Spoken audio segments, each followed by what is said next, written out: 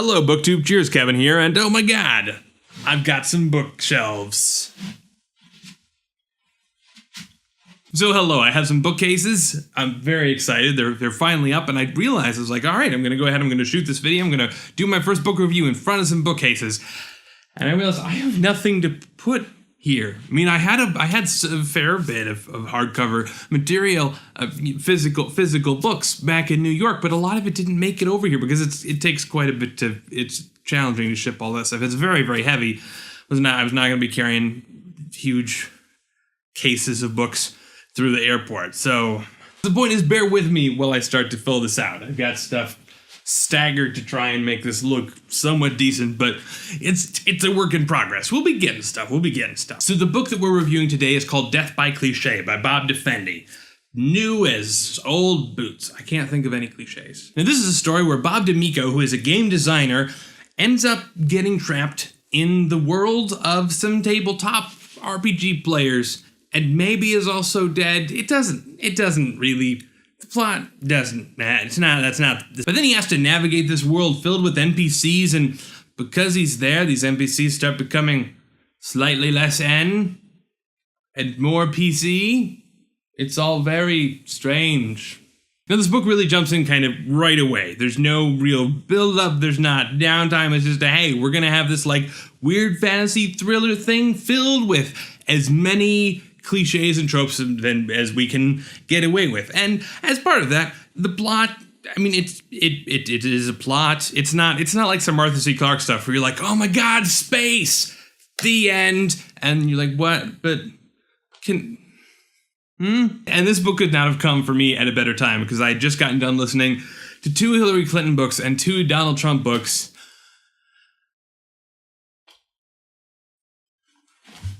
So I was very grateful, so grateful for the diversion. Oh my god. Now, as I said, this is a fast pace. It isn't enjoyable. It's a quick read, or for me, it's a quick listen because I'm listening to all the things. And I wish Audible would send you like little, I don't know, some like collectible pogs or something. So then I could fill this bookcase with like little totally listen to things. Just coming up with that idea right off the top of my head right now. See, I'm a change agent. I'm a motivated thought leader. Yeah. And the book is also very tongue-in-cheek. It starts off with some chapter quotes by the author. But the author points out that the chapter quotes are by the author, and they're very meta. It reminds me a fair bit of Sanderson's Alcatraz series.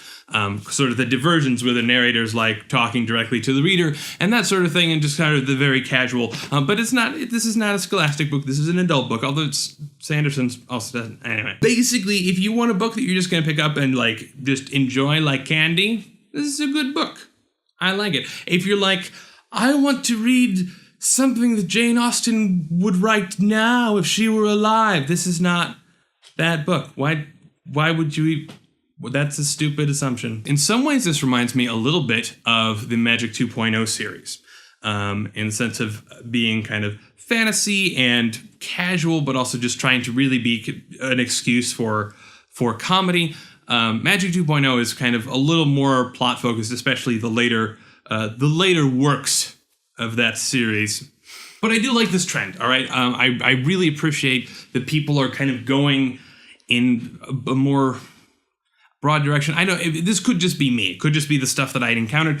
But looking at sci-fi and fantasy historically, there's been a very concerted effort to kind of take itself pretty seriously within the realm of what it's doing. I mean, basically, people might already ridicule us because there's dragons, so we better like really, really commit to this setting and not be very intense about it.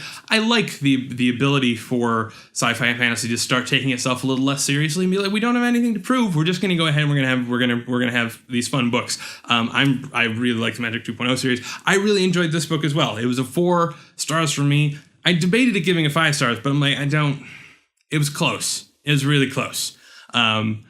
But yeah, if you're looking for something to just enjoy, something that does not take itself too seriously, something that is, fantasy fun and generic gamer enjoyable, this is a book that I would recommend. But let me know what you're reading down in the comments, and I'm going to try something. If you have a book that you think I should review, leave a note in the comments, and I will probably read it. I'm not a do not finish type of person. I eventually read things. It just sometimes takes me a while. I'm like, I don't like this. I'll just read it a month from now or something like that. But I will try to do that, and then get those books up. Other than that, I think we've got another book review for next week. I've been reading a lot of heavy stuff. I'm not gonna be like, oh, here's my review of Thomas Hobbes' Leviathan, or Stranger in a Strange Land. I'm just like, no, let's not.